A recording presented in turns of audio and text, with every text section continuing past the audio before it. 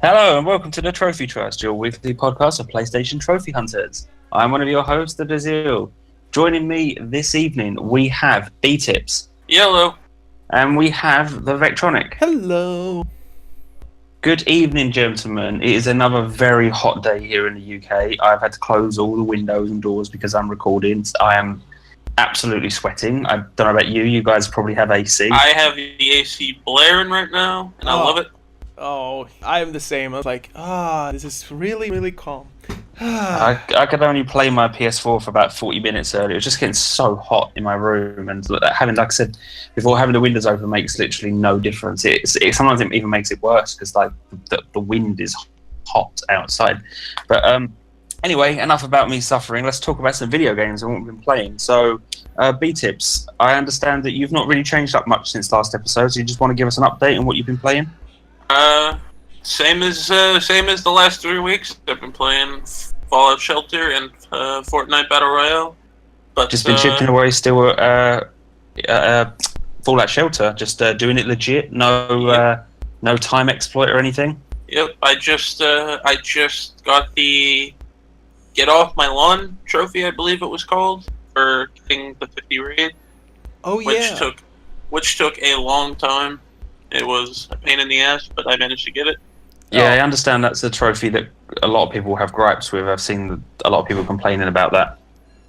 Yeah. It requires to have like less than 30 dwellers, because as soon as you hit the 30-minute mark or the 30 dweller mark, like other stuff starts to invade, and it like lessens the chances of getting raiders. So Okay. I managed Alright, to then. I managed to just work that out real quick, and now I can play the game proper. Yep. Cool. All right then, fair enough then. Not much to report then. How about you, Vic? What have you been up to? Well, I've been playing more on the PS4 after I finished Fallout Shelter, so I've been playing a lot of Jak 3, and I started and finished this week. So, in the case of Jak 3, it's a perfectly fine game. It's basically a DLC port of Jak 2. If I have to be honest, my sister pointed it out to me. It was like, okay, so this game is basically Jak 2.0. It only has like 3 new things about the new story that obviously continues a year after the events of the first game of the second game, and it's a perfectly fine platformer. Very easy platinum too. So, the only minor thing I would actually say is that the game is very, very rushed. But besides that, it's a perfectly fine game. I'm not sure if you guys played it, so. No, well, I've only played the first Jak game on PS Vita and PS3. I did try to get into the second game on Vita. I don't know whether it was like just a rough port or I just wasn't really that into it. It just felt a little too big. Like I really enjoyed the sort of tighter, sort of smaller environments of the first game and like kind of more cartoony. And I understand they get sort of more. A little darker and a little more sort of like it takes design inspiration from GTA, doesn't it? Yeah, it is. It's basically a GTA clone because that's what Rockstar did GTA 3, and then they saw GTA 3, and it's like, we can do that in our game, but we have to change the setting, change the story, and everything. So, and it became a convoluted mess. But yeah, BTips, were you gonna say something? Yeah, I never played Jak 1 because it just didn't look like my kind of game. But as soon as Jak 2 came out, and I found out that it was pretty much like GTA, and where you can get guns and just like free roam around the city and just shoot people and stuff. Mm-hmm. It became pretty fun. I played the game start to finish, and I beat it, and then I got Jak 3, and then I played through that, and I had fun. But I never that was back on the PS2. So I'm interested in playing them on the PS4 to get the platinums. Yeah, and there's stacks too, so you can play on PS3, PS Vita, and PS4, and still have platinums for all 3 of them. And, nice. And PS4 gives you Jak X Combat Racing, which is the racing game I will hopefully be playing during the summer. But yeah, besides Jak 3, of course, I've also been playing Overwatch. Nomad got me hooked into the physical version on PS4, and I've been playing nonstop. Yeah, that platinum is a nightmare if you're going for that. Oh yeah, I saw the trophy list. I was like, it's just gonna be a nightmare. But Like every hero has like 3 like trophies, and I think like one of them is like the pain in the ass out of all of them.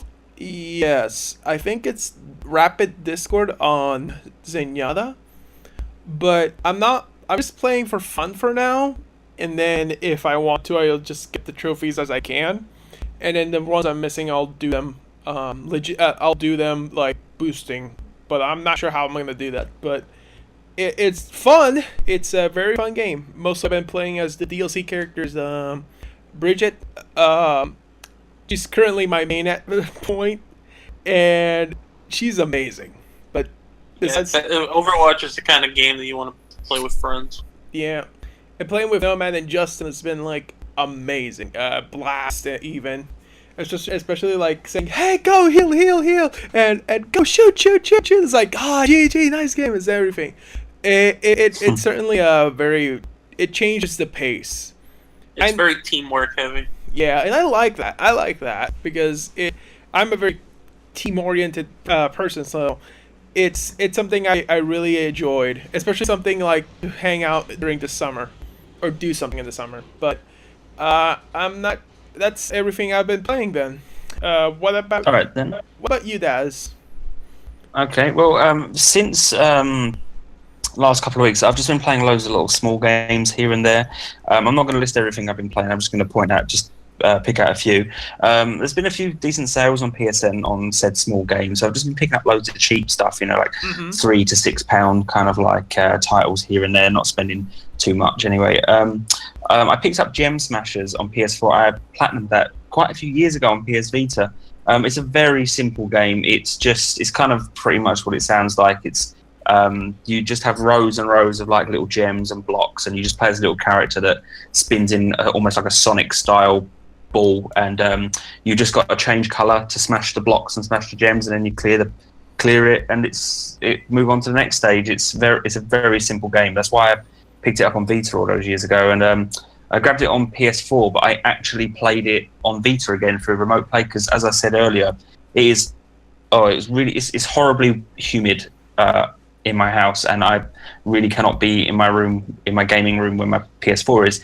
So a workaround for that is if I'm not in the room, but I remote play through PS Vita. So recently I've actually been playing quite a lot of games through remote play here and there. I do it sometimes anyway, but it's just when I don't want to be in the room because it's too warm. So yeah, very easy platinum. Doesn't really take too long, about a day of just playing and just a bit of cleanup. I've also been dabbling with some PSVR recently. A few episodes ago, I mentioned Esper, which is sort of like a 3D puzzle type game, which I enjoyed. So I've picked up another one because I didn't want to unplug and pack away all my PSVR again. So I thought, I'm going to get another PSVR game before I unplug it all and pack it all because I don't have mine set up all the time. Not that it's too much of a bother to set up anyway, but still. I bought Along Together, this really nice kind of 3D platformer type game where you're sort of like you're looking down upon the level. You just have to help a child. You can choose a boy or a girl to help get their dog back. They've been separated from their dog. It's a really nice cartoony looking game, really clean edges, visually really, really nice. It's very simple, but it's very clean and very, very crisp image on PSVR. And yeah, you just basically use you don't use move controllers, you use the DualShock with the light bar on the back. And basically, to get the character from A to B, you control the character. They can't jump or anything, but you can just move them around with the analog stick. And to get them to A to B, you basically are a big hand. You're like a big disembodied hand, and you just move like bridges and platforms in the way for your character to maneuver and get to the end of the stage, basically. Yeah. I really liked it. It's a very short game. It's a very short platinum. I think I definitely could have done it within a day, but I took time to play it. Plus, like I said, it's really hot in my room as well. It's really hot, and especially with a VR mask on as well. It was like excruciating. So yeah, but it is really nice. It's a little steep, I think, for such a short game. There's not loads of replay value to it. Once you sort of do the levels, there's a few collectibles here and there, but they're not very well hidden. They're pretty much on the beaten path. So you could probably do this game in about 4 hours, and it's like $15.99, which I think is a little steep, but I went for it anyway, and I really enjoyed it, and I do recommend it. If you see it in a sale and you're a PSVR owner, I definitely recommend it. If it's around a tenner, I'd say definitely go for it. Or if you're not too bothered, if 15 quid is cheap for you for a game, then I'd say go for it. But it's good experience. But it doesn't use move controllers; it just uses the DualShock. So. Which is good actually, because some of the platforms are way too far to lean. You kind of like the DualShock has like a laser pointer that shoots out the end, so you just point at what you want to move, and then a hand sort of like grabs it in the distance, and then you use the analogs to twist bridges, and so you're not reaching too far. It's a game you can just sit in one place and play. You don't have to move around the room, and be careful you're not hitting anything with your arms or anything. It's just a nice sit still, enjoy the environment kind of game. And the last thing I just want to talk about is I finally picked up Middle-earth: Shadow of War. No, it's Warder. Oh, it's Shadow of Wardor. I can't say it without saying door. So yeah, especially with the last one being Shadow of Mordor. Anyway, Shadow of Mordor, the first one, I really enjoyed that. I platinumed it twice, the regular PS4 edition, then the Game of the Year edition. I'm not a Lord of the Rings fan, really. I don't mind the movies and all of that. I am very not deep on the lore at all, like very basic stuff. The first Shadow of Mordor game was actually available on PS Plus. That's how I tried it, because it wouldn't have been something I would have bought, and then I enjoyed it enough to actually buy it again a couple of years later when it was on sale with like the DLC, and it had a separate trophy list with a separate platinum. So that's what got me doing it again. I was a little rusty at first, but I'm getting back into it now. It's been quite a while since I played the last game. It's bigger. There's more stuff to do. You've got cities from the movies, or from the main cities from the stories. I haven't read the books, so I've only got the movies as a reference. But obviously, these games are based on the visual style of the movie, so they're obviously geared more towards the movie fans than what you would have imagined in your head from reading the books. I'm liking it so far. It's more of the same. They've kind of like upped it a little bit. I'm playing it a good long time since launch, so they've added loads of patches and stuff, and they've removed the gold, which is like the microtransaction currency. And as of we're recording today, Sunday, in 2 days' time, on Tuesday, they're actually applying a patch that's removing all the microtransactions from the game, like the marketplace, where you can buy microtransactions, which give you like loot boxes and XP bonuses and all of that stuff. So that's going in 2 days' time, which doesn't really affect me at all, because I wouldn't be buying it anyway. But I hear all these patches they've added since launch have actually balanced the game better and cut the grinding down. And with the microtransactions being completely gone, I think it's going to cut my platinum time down considerably, at least according to Claire, because I asked Claire, because he platinumed it near launch, and it took him a long time and a lot of grinding. But I hear now, with the updates, it's considerably less, because it's been sort of rebalanced. Not so much like RNG for good loot drops or orcs and stuff that, like when you're recruiting orcs for your army. So yeah, that's good. That's good, something to look forward to, and that's it. Yeah, that's pretty much all I've been playing. Sorry, you had a question? Yeah, I have a question. I want to start a small tangent. But, here's the idea. Would you, if by the chance, by reducing the cut of the grind by a long shot throughout the span of the game, so like let's say a patch later on fixes something that makes it so much easier, like the social lubricant from like Watch Dogs, would it be better to like start the platinum then, or wait until the patch sends out so you can actually then platinum it?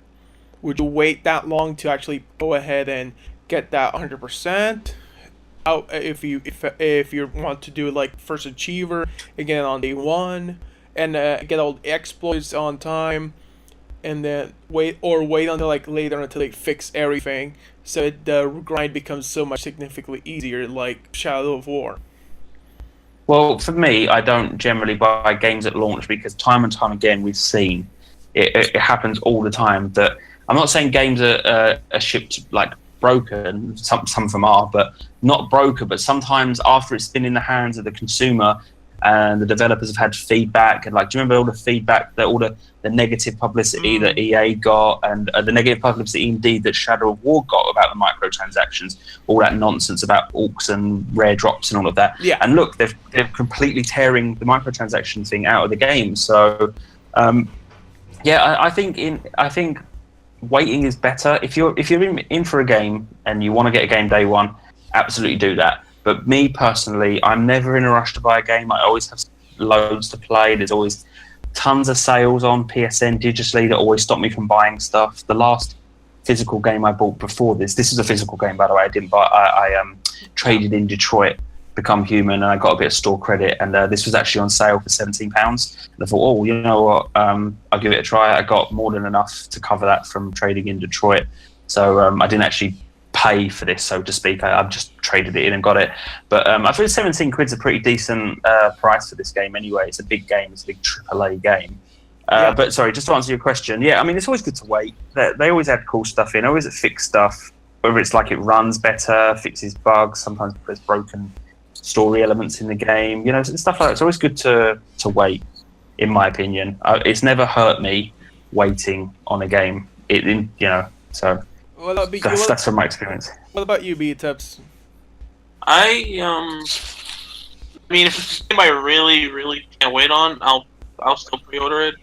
But if it means like down the line it would make the platinum easier, then I'll probably wait to buy it. I bought in plenty of games that have gotten patches that made, you know, getting the trophy significantly easier. But I've also had games where the patches completely broke the trophies to the point where I couldn't get them. But oh yeah, yeah, a lot of the times patches end up fixing trophies rather than breaking them. You know, those are rare occasions. But you always see when you read a trophy guide on, like, you know, PS trophies or PSN profiles in the forums, it always says like, oh, this trophy is glitched until patch version you know. So yeah, you know, sometimes it is good to wait, especially with trophy hunters. So like, you know, you look on the forums, people say, oh, this trophy is glitched, avoid until a patch comes out, and then they post later on when it comes out and say, oh, it's fine now, it works. It's like let me think, there was a game I played not too long ago, Mafia 3, that was it. When that game came out, it was really badly buggy. Like, it was glitched. Like, a lot of the trophies weren't popping. A lot of like the AI was bad in it and all that. But when I played it through back in last month in June, early June, fine. I didn't have a single problem with it. I had a few graphical hiccups, like barely, just some clipping and some textures popping. But other than that, perfectly fine. But at launch, it was infamous for being a mess, for being an absolute mess. And they had to have like 10 patches since then and now to fix it. So like, fix the AI, fix the trophies, fix the like pro support, etc., etc. So sometimes waiting is for the best, you know, for the experience you're going to have. Otherwise, you're going to get frustrated. You know, you play a game through like that takes two playthroughs. You know, that game was about 40 hours for me, 45 hours. You know, imagine me playing through all that 45 hours and it's like, oh, the final trophy didn't pop because it was glitched, you know. yeah. So yeah, you know, and there's also like games that, you know, require you to delete the patch to get some trophies, and it gets easier. that's true. There's like PlayStation All-Stars Battle Royale. The patch makes the tutorial part completely bonkers difficult, but if you delete the patch, it is much easier. Other game, GTA 5 got a patch recent on PS3. Got a patch that basically negated an online trophy that basically made the platinum unobtainable for PS3 members unless you actually got it beforehand. So those are the problems that we had. Like multiple trophies that are borked because of, you know, patching. But patching is good. It fixes games like what you say about Shadow of War, but also kind of breaks the game half if it's not handled properly, like in the case of PlayStation All-Stars or GTA 5 on PS3. So this is why you buy your games. This is why you buy physical copies, because at least with digital copies you can't delete patches, but with physical copies you can. Yeah. Well. Yep, that is true. That is true. Yeah, well, anyway, that brings us to the end of what we've been playing. So, shall we discuss some of the news stories we've got, Vec? Yes, let's go back to the news dump. So, our news today, we have Darksiders 3 got a release date for November 27th. Now, this is, I'm going to say I'm going to chip in right now and say that this is very close in between multiple game releases. and I'm not sure how this will affect the sales long term. Because previous to November, we have October, which is jam packed with games, starting with Mega Man 11, then ending with Red Dead Redemption, and then later on then next month on December we had Smash Brothers coming on the Switch, and it's gonna be everybody's gonna buy a Switch, and everybody's gonna buy a copy of Smash. But going back, it's like November 27th is an interesting date, but I'm concerned. I want to know what you guys think about this. BTips, you can go first if you like. Well, first of all, I haven't played the Darksiders series, but I really do. I want to. I have Darksiders 1 and Darksiders 2, like the definitive editions on my PS4. So I'll get around to those eventually before I buy Darksiders 3, but in terms of the release date, I feel like the people who want it will buy it, and if they can't buy it because of the other games coming out around that time, then they'll probably just wait for a sale. Because exactly, because it's November 27th. You said it's that's close to like Black Friday, at least in America. So there's going to be plenty of video game sales around that time. Between now and the holidays, so yeah. Or between November and December, there's going to be plenty of holidays, so people will probably be able to buy the game for the cheap. Actually, I actually never thought about Black Friday sales. I was always thinking. I was thinking Black about the Friday, Black Friday, like Good Monday, and then there's like various Christmas sales that go on. Yeah. Like, I feel like people who want the game that badly will buy it. Like, I've seen people like clamoring to actually go and get the game, but it's very interesting about like settling on the date and keeping the date. I'm surprised they haven't delayed it. That's my like surprise. I think they just want to go to the holiday wave.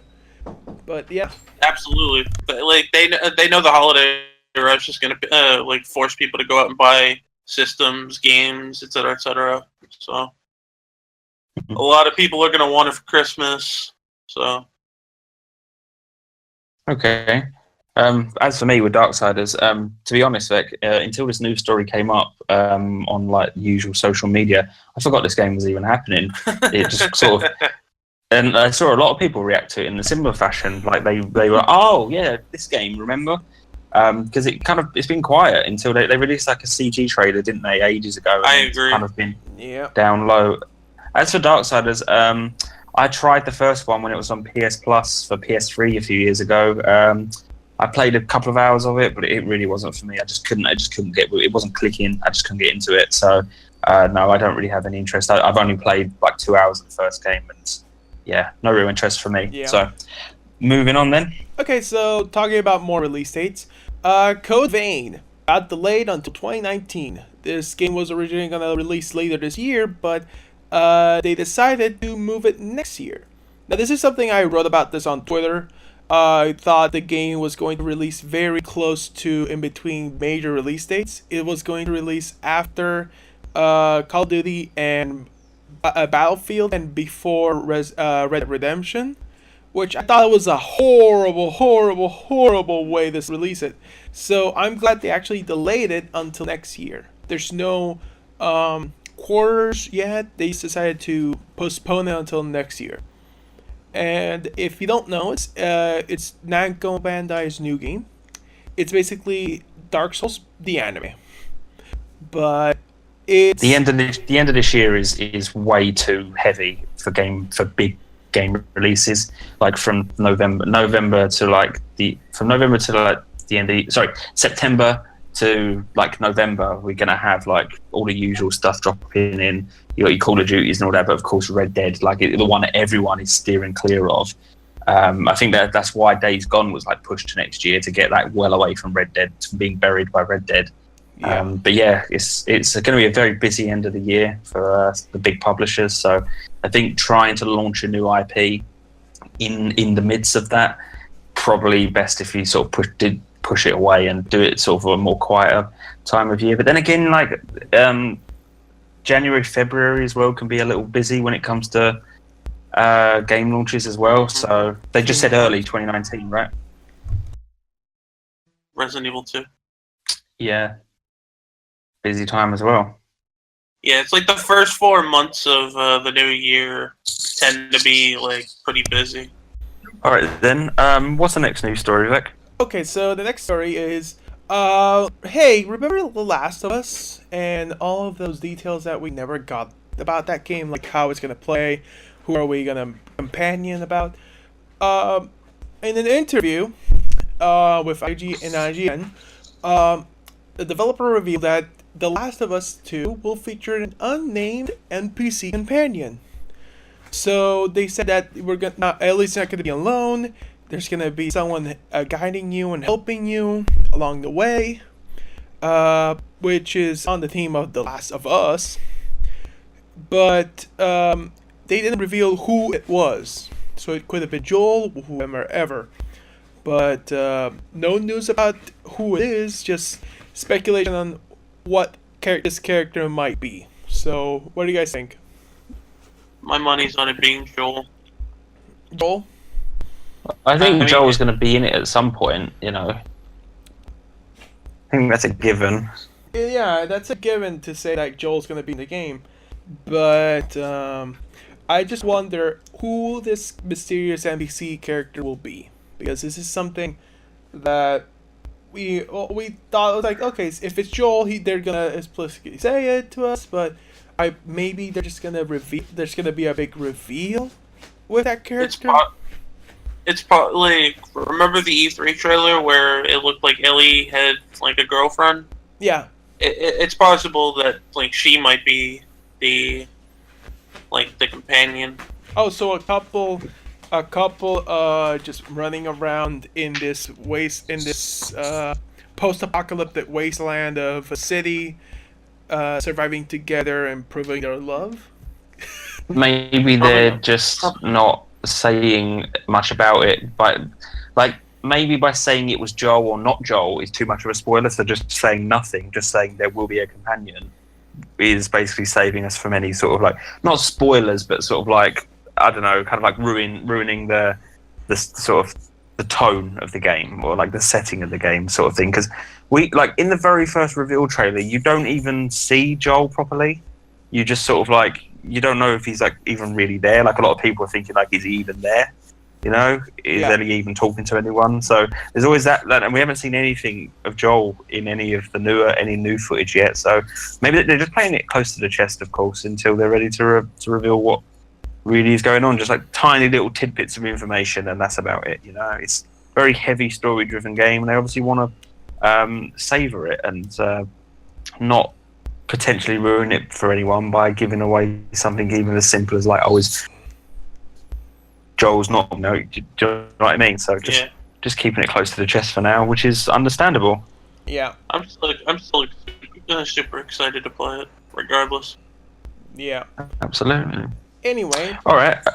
Next one. Okay, so BTips, you got something you wanted to say something about Fallout 76 being doesn't mark the direction about this. I think we spoke about this. No, wait, something before that. No, we talked about that last week. Yeah, it was nothing Fallout 76 related. No, it was Call of Duty Black Ops 4, the beta about it in August. Was that? Yeah. It's pretty much coming to the PlayStation 4 first, which shouldn't be a surprise to anyone if they played Black Ops 3. Yeah. Since it seems like they have some kind of like thing going with Sony that just like they have to release all the DLC and all the betas and stuff first. So I feel like they want to keep it close to the chest to the most popular of consoles this time.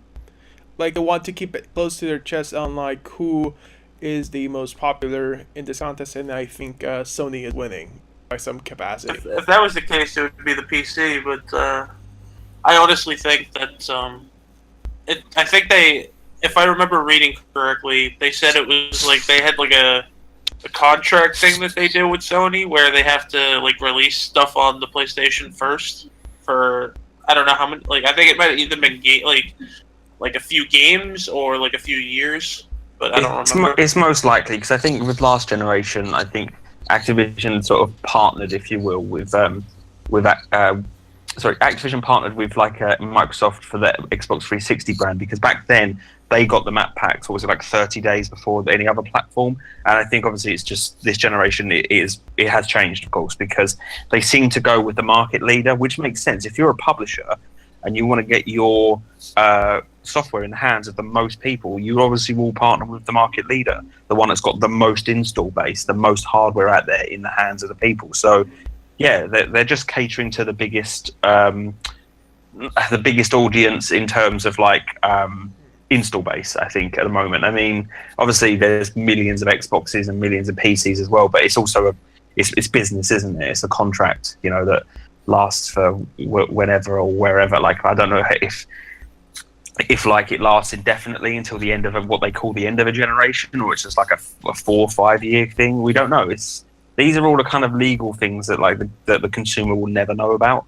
They're just shown like, oh, you get this stuff exclusively first. So, we just have to just guess, really. It's like, but yeah, it's like those exclusive missions on each system. That's I really don't like about that. Oh, this mission will only appear on this console, but if you want to play that other mission, you have to play it on that console or buy it from this specific store. It's like how Destiny did it. Like, there was specific like side missions and vehicles and ships that you can only get if you had a PlayStation 4 and if you pre-ordered the game on PS4. Wasn't there a company, a phone company or something that made a... Yeah, that's over here. Virgin Media. If you were a customer of Virgin Media, you got a special Sparrow, the hover bikes that they fly in Destiny. I think it was red and white or red or something, because Virgin Media its branding is red. So yeah, if you signed up to their internet, or if you're an existing customer, I can't remember. But basically, yeah, if you were with that ISP, you got a red Sparrow, which is ridiculous, to be honest. My god, it's just ridiculous. It's like the Overwatch All-Star Pass that got the Lucio emote. I'm not sure if you guys heard about this, that if you pre-ordered this, if you bought this $30 Game Pass on Twitch right now, you get a Lucio emote that is cool as hell, but for $30 and the most about you're gonna get it's just like maybe like 5 days of what's left of the Overwatch competitive league.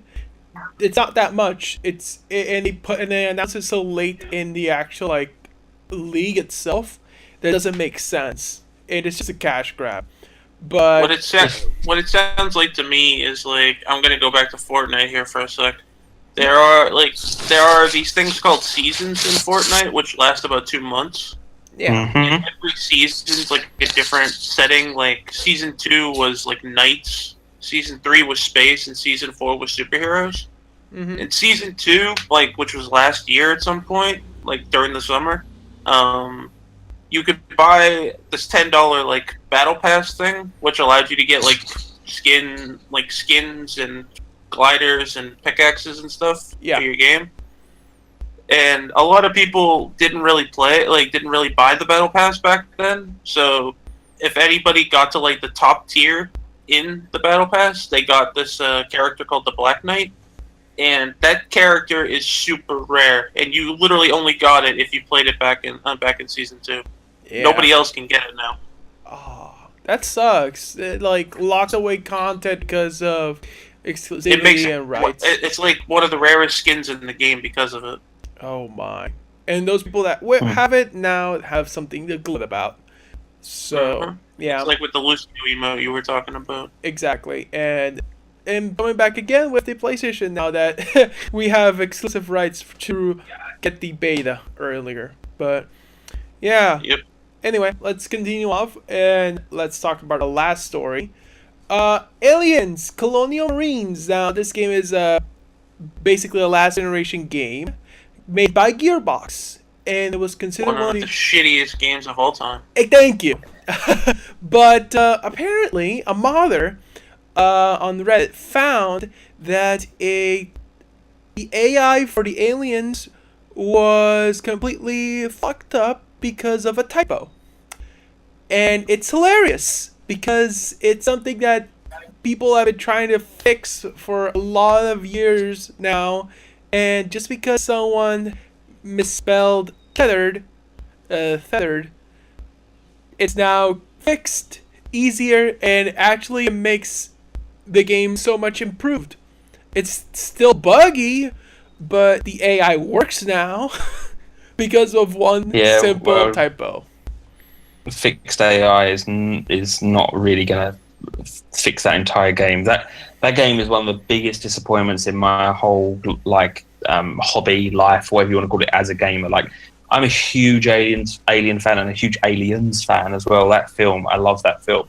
And yeah, I was so disappointed when I played it. I heard it was really bad, so I stayed away from it for a while. And I picked it up for like a $5, it was just on a clearance. And I tried it for the lols, and yeah, my god, that game, previously, the AI was so broken. The xenomorphs wouldn't even attack you; they'd just run into walls and then just sort of like clamor or dance around you and stuff. They would. There was one segment where it's like a big long stretch of caves that are just full of xenomorphs, and you have to basically make it through the caves. You can just run. I just ran through it straight down the middle, like they don't even attack you. The AI is so broken, but. Yeah, there's like one single character that was like mistyped in this code, like somewhat fixes the AI. It doesn't fix the game completely, but it's in the article. It said that the Xenos are more responsive to you. They crawl around a lot more. They try and flank you. They go in and out of vents more. They're basically doing what they initially designed to do, but. The Xenomorphs being fixed, it does not fix that game. It is still awful. The like cutscenes, the level design, it looks like shit as well. Like you remember the tech demo, like versus the final product. I saw the tech demo that was running on a high-end PC, and then what the final product looked like. And there was like no dynamic lighting. There was like the shadows were all gone. The textures were way worse. There was no like particle effects or anything. It was just awful. It was really bad. It honestly looked like you're playing like an early PS2 game to be like. I years ago I used to dabble in writing reviews, and I actually wrote a review for it, and I likened it to basically you know how like Call of Duty used to look like when they ported it over to the Wii. It kind of like all the textures were really kind of blurry, and there was no lighting. Everything was really evenly lit. That's kind of what it reminded me of. Wow. I actually never thought about that. But going back to Aliens, at least something of the sort like patching and pre and now make sure that being skeptical about what you're seeing. Like, for example, the Watch Dogs trailer was something that everybody has something to chip in about.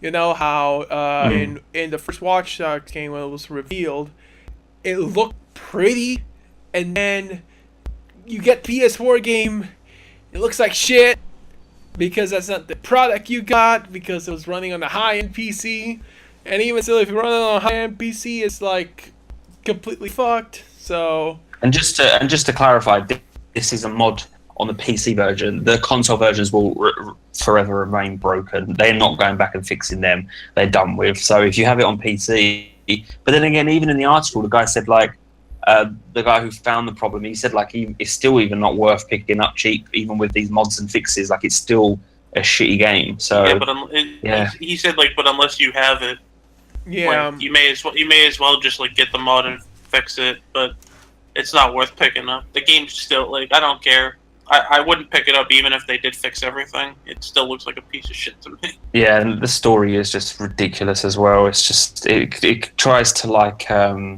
retcon the ending of the movie a little bit, and it's just like a middle finger basically to the movie, which is I'm not having none of that because Aliens is one of my favorite films, and that game pushes it. I have a question. Like, guys, you sound like you've played this game already. Is this game supposed to be canonical? Yes. What? At least, yeah, kind of. Yeah, it is. From what I remember from the promo material, this game is supposed to fill the gap between 2 and 3. What? And it's just bollocks. I actually didn't know this. So I didn't either. That's why I asked. Wait. So the canon. Okay, so being canon, Has it been written off as non-canon now? I don't know. I doubt I it. honestly try and erase the existence of this game from my memory, so I'm not. And it comes I'm not back gonna- full circle. Basically. Alright, enough. Let's get off of this topic because I could literally talk for hours about how I hate this game. But let's just move on, shall we? That's the end of the news section, right? That's correct. Also, just before we leave, at least Sega decided to make a good Alien game afterwards with Alien Isolation. So, let's move on. Alright, guys, so now we're going to move on to our Tricky Trophy segment where we look back through our trophy collections at some of the most rage-inducing gameplay or plain boredom we've had to endure for a single trophy. Now, this week, we're not going to do our own personal Tricky Trophies, but we're actually going to read some out. On our Discord server, we have a channel called Tricky Trophies where anyone can come in and submit a very short story, description, anecdote, whatever you'd like to call it, of their own tricky trophy and the troubles that they've had. So we've had quite a few in the last weeks. We've been building them up, so we've had a good amount to choose from. So I'm going to read one first, and then Vec will read one, and then BTips, and we'll read two each, and that'll be probably enough. So I want to start. First off, we've got from Goodry here on our Discord server, Knight's Honor for Dark Souls Remastered, and they write, "Gotta love that one trophy that demands multiple playthroughs. While you could cheese it by having online buddy drop the weapons for you, the original intent of this is to farm a lot of souls and play them through the game basically 3 times. You need to hold all rare weapons on one character. This means you need to meticulously follow Missables guide so that you don't forget to save someone or buy something or chop off a certain tail, etc., etc. That also includes getting and making sure you save all the boss souls too. It is very easy to forget something since everything is so expensive or cryptic. Also, if you used a boss soul for XP, then get ready for another playthrough." So this is also, funny enough, this is what is related to what our server owner Claire, what he's been doing for people. In fact, this trophy has been made easy by people such as himself or Shingo Bingo, who do the drops for people. You go online, you meet up with them, and they drop all these weapons that you need for this trophy. But if you're doing it legit, you have to play the game through multiple times and use a Missables guide if you want to just do it by yourself to not miss anything. So it sounds like one of them really awful trophies where you need to do your homework first to make sure you don't suffer over and over again. Yeah, I had a friend that dropped me all of his weapons, and I managed to work through the game to get the rest. And I only had to do about 2 playthroughs to get everything. But if I was to get everything that my friend didn't drop me, it would take me plenty. Like, it would take me like maybe 3 or 4 playthroughs. Yeah. So it's a good thing. It's a good thing we've got people in the community who are willing to take the time to, Yeah. do drops for people. It's a shame that this trophy can't be done on PS3. Otherwise, because you have to do it legit either way. So at least people that get the remaster just basically got this super easy. So anyway. Awesome. All right, Vec, what's yours to read out? Okay, so this one comes from the form of EE28 Max. And he states the trophy is Stuntmaster from Infamous 1. Now, he says that there's 21 stunts to perform, and there isn't any tracker to what stunts you've performed, so you have to list them down yourself. The hardest one for me was to have to knock off 3 enemies out of the building at once, also killing an enemy with their own grenade. I can attest to this. It is a stupid trophy, but it isn't the hardest. I vaguely recall it. Vaguely, I think I remember writing down all the stunts and then on a notepad and then crossing them off as I did them because, like they said, there isn't a way to track them. No, there is a way to see which ones the game tells you to do. Like, if you pause the game and see the map, there's like a line that says X out of 21. And by that, you get this a line of text with the name of the actual stunt that you have to perform. And then when you unlock that one, you can do the other one. But the game doesn't tell you that you can do them out of order. And that's the thing that that EE is referring to, that you can't list them off yourself because the game doesn't track which ones you performed. It only says like, oh, you did X out of something, so you have to perform. Because all of chances them. are you could have done one by accident already just through natural gameplay. Exactly. I can also attest about the knock off the 3 enemies at once. What I did was I basically rushed the evil ending on the second playthrough on the hardest difficulty, and the enemies spawn more frequently because if you capture certain parts of the game, enemies don't appear as often, and some enemies spawn on rooftops, and these when you basically have to knock off 3 enemies off the building. So what you can do is you can upgrade your shockwave move, which is L1 plus X. That shoots an energy blast that knocks enemies out of a way. So that's one of the reasons how you can do that.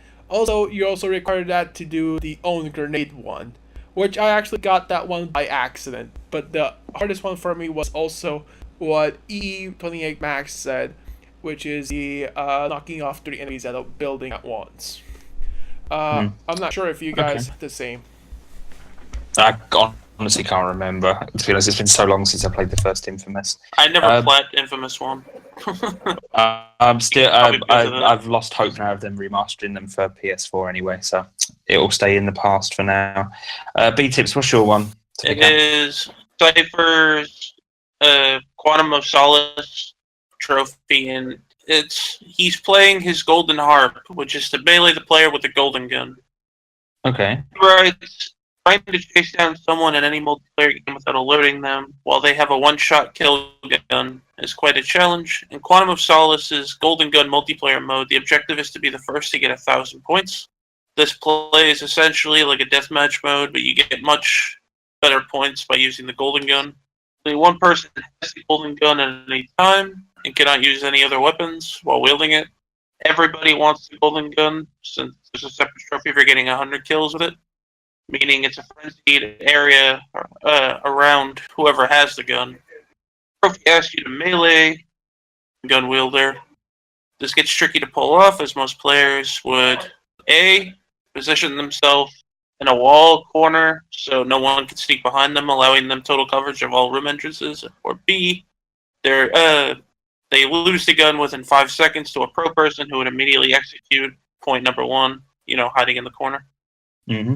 But I never played Quantum of Solace, but this is definitely a throwback to GoldenEye 64 because I remember Golden Gun mode in the multiplayer for that, or the split screen co-op couch multiplayer. Yeah, GoldenEye for the N64 was one of my favorite games, and I did enjoy playing multiplayer with my friends.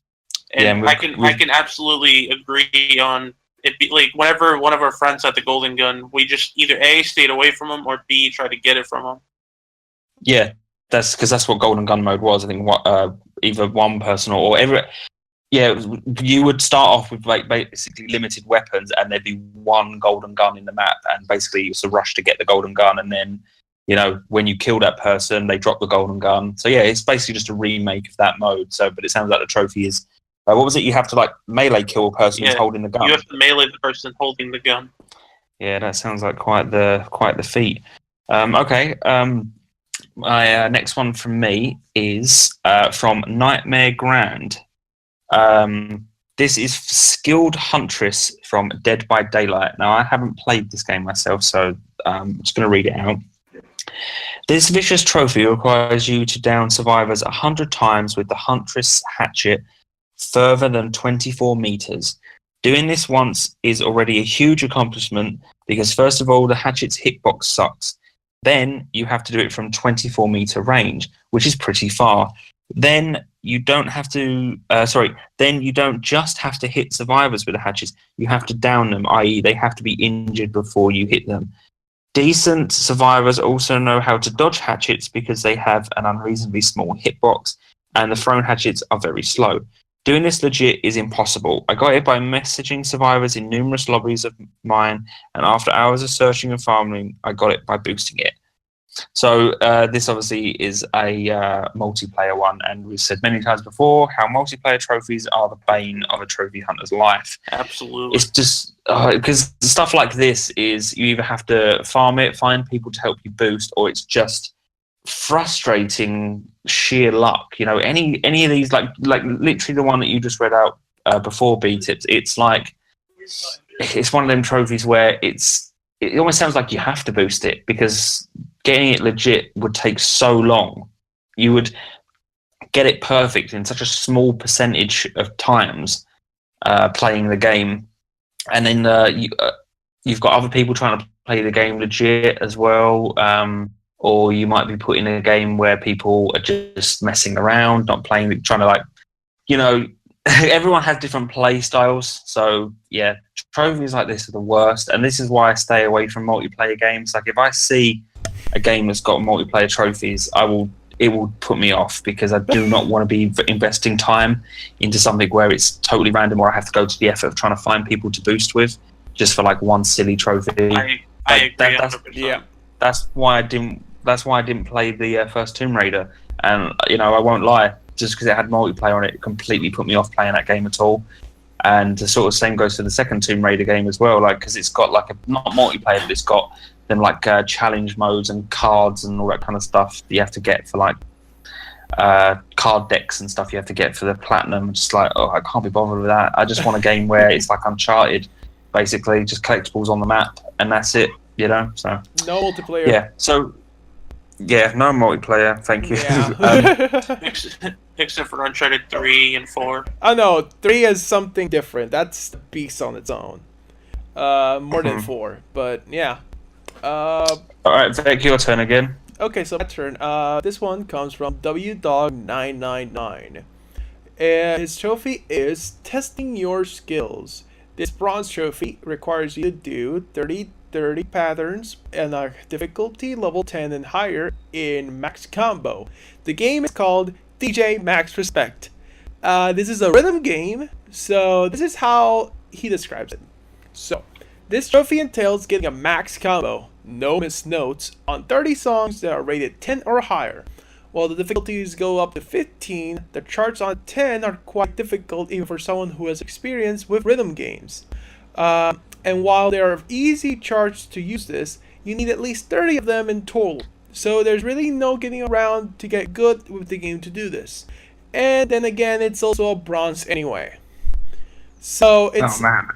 Yeah. What a kick in the teeth. Yeah. People who don't know how to scale trophies should really look into how to, because this is basically a gold if you're trying to clear that many patterns. But I imagine there's something even harder that requires a gold. But it's stupid. It's still stupid. When I see like just a really quick tangent, when I see different scaled trophies, it always reminds me of the one that pops into my mind for unfair is you remember that Prince of Persia game that was like cell shaded that came out in like 2008 or something? Yeah, the reboot that never went anywhere. Yeah, it had like time trial kind of style trophies in it where you had to run basically from one point across the map to another in the shortest time possible. Mm-hmm. It wasn't like a counter didn't come up on the screen or anything. You just had to be really quick, and then if you made it, it popped. If it didn't, try again. And yeah, the hardest run trophies the easiest run trophies, like the quickest ones you could do, were gold and silver, and the hardest ones were bronze, which like I don't understand how it's designed like that. You'd think surely, you know, you'd make the hardest ones silvers and gold, you know. And so when you see, I know trophies all have to add up to a certain amount of points and whatnot when they're designed. When they're designed. So like, you know, you have to have a certain amount of bronze and gold and all that. That's why like shitty games like Terminator Salvation are all gold and one platinum for it to sort of add up to the points, and like smaller games, like because it's the sort of rules laid down by Sony that are kind of bent around these days, the rules, because like a lot of really small games have platinums, you know, like Mayo and stuff like that. And bigger games that you'd think would have a platinum sometimes don't have a platinum. So I think certain size games or certain rules or certain games like digital download games only or big AAA games have certain amount of points that the trophies have to add up to. So smaller games that don't have platinums generally will just have like a lot of bronze and maybe like one gold. And then you've got like your big retail games that have platinums that will have like loads of bronze, a handful of silver, and maybe like 2 or 3 gold in the whole game. So yeah, like the trophies are there to give to scale to certain difficulty of tasks you have to do in the game. It's just down to developers to utilize it. But I feel that in recent years, at least some developers are definitely more conscious about how they design their trophies. At least, like, so. Sucker Punch did one with Infamous with the Rockhound trophy that was fixed in the sequel by making it a gold and making it easier. So it's so mind-boggling. All right, BTips, do you read out the last one for us? Yep. This is Goku, which is odd because this is a Dragon Ball Fighter Z trophy called "My power level is 530,000." He writes, "So at least it's gold, but it will take a lot of matches and some serious skill. You have to play ranked online matches, and at first it's easy. You start at 0 battle points, and play ranked online matches gives you a chance to get some. To 530k would probably take 200 matches, even if you won everything. You get thousands. You get thousands when you win, and even some when you lose at first. But as your rank goes up, you don't get any for losing, and less for winning. Eventually, you have to get on winning streaks, because you lose more points in a loss than you gain by a win. You also face tougher and tougher opponents, and there is no way to boost as you're faced off against other players all over the world, close to your own rank. By the time you get to 400k, everyone starts rage quitting or ducking you. The people who do face you have inhuman reflexes and seem to have unbeatable defenses, which is my problem with fighting games. Yeah. They predict seemingly every attack and counter perfectly into combos that take down half your health on a character, and God forbid you face off against someone with Android 16. That's a meme right there. Yeah. They'll get you in a corner and it's good night. I leapt around the room after winning my last match, and I'll never do this again. Fighting games are serious business, and I've had my fill. I've never played this game, but I can attest to not playing fighting games because of stuff like this. Yeah, especially like Street Fighter and Mortal Kombat and in this game, they all have those kind of multiplayer trophies where you can't boost them, so it's just almost impossible if you just suck at the game. Yeah, and if you're not skilled enough for it's like hitting a wall until your skull cracks or the wall cracks, whichever comes first. So yeah, I steer well away from fighting games. I'm no good at them anyway, so I don't even try. No, the community is really, really aggressive as well. I just mean that the community is really good, So there's no, and then also you get people that rage quit as well. Like you could be on a really good streak for a trophy or something, and someone might just ruin your streak by just being silly and quitting out because they're losing a few games. So there is that. Yeah, it's also depends, because there's fighting games that are super easy to platinum, and there's some fighting games that are super difficult to platinum. Easy to platinum would be something like Under Night in Birth, which is an easy platinum, all things considered. But it requires you to do some combos and learn how this game works, and then afterwards, once you get a hand of it, you basically go at it. And there's some platinums that are super BS, like Persona 4 Arena, that has this. If you want to have some laughs, go check out Persona 4 Arena score attack mode, and try to beat that. I guarantee you won't get it, and now you'll have an unobtainable trophy list, because there's a trophy that got popped when you boot the game up. So, yeah, always fun.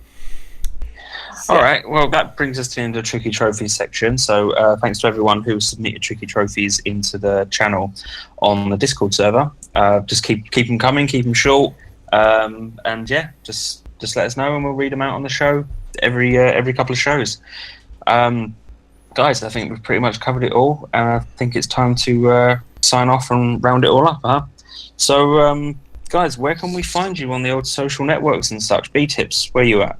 You can find me on Twitter at GamerBTips. Vic, where can people find you? You can find me on Twitter at TheVictronic. Where can people find you, Daz? You can find me on Twitter at TheDazil. So, thank you for listening. As always, you can find our episodes on our YouTube channel, The Trophy Trust. Please support us there by subscribing for future episodes. You can also find updates on our Twitter at The Trophy Trust. there within our profile, you can also find a link to this very Discord server that we're recording the podcast in.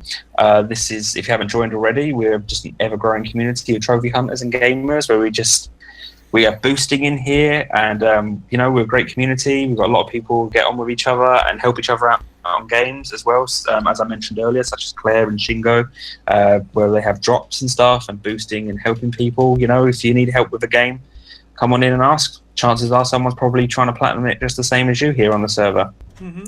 So if you enjoy our show, why not consider supporting us on Patreon for as little as $1 a month. We're strictly non-profit, but we do need to keep paying server hosting costs, so all of our episodes stay available on download services such as SoundCloud and also on iTunes as well. So thank you very much for listening. This has been the Trophy Trust. Keep on hunting. Goodbye. Bye. Adios.